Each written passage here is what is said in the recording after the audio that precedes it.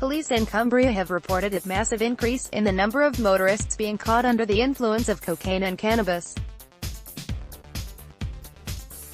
The number of prosecutions for drug driving has increased by around 90% across the country, with 5,465 convictions in 2017 compared with 10,325 in 2018. Technological advances in recent years mean officers are now better equipped than ever to find and charge those who take drugs before getting behind the wheel. Drug wipe tests are used to test the saliva of an individual to see if the person has taken drugs such as cocaine or cannabis. The wipes can also detect ketamine, LSD, methamphetamine, MDMA and heroin. Saliva drug testing allows police to detect the active and impairing components of the drugs and seize those that were consumed in just the last few hours to half a day ago.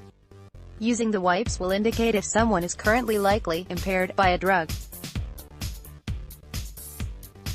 Sergeant Lee Hill from South Cumbria's mobile support group said that before the law changed in 2015, officers were required to show a motorist's driving was impaired by drug use. But new legislation now allows police to test for traces of drugs, Sergeant Hill explained. There has been a massive increase in drug driving, he said. We used to be required to have a significant suspicion someone was under the influence, but now the burden of suspicion is the same as with drink driving. With the introduction of the use of drug wipes, we can now get an indication at the roadside if someone is over the limit, and that gives us the power of arrest. We then take a blood sample to determine the levels of the drug in their system.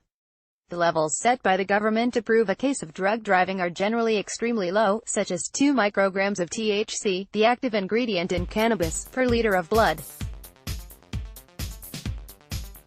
Officers are also trained in other tests aimed at discovering if a driver is under the influence of a substance which a traditional alcohol or drug wipe test wouldn't pick up. Field impairment tests are 6 tests aimed at ascertaining whether someone is fit to be driving on the road, including examining the pupils of their eyes and asking them to stand on one leg. Through Operation Dreadnought, police in Cumbria are using targeted approaches to tackle motorists who put the lives of others at risk.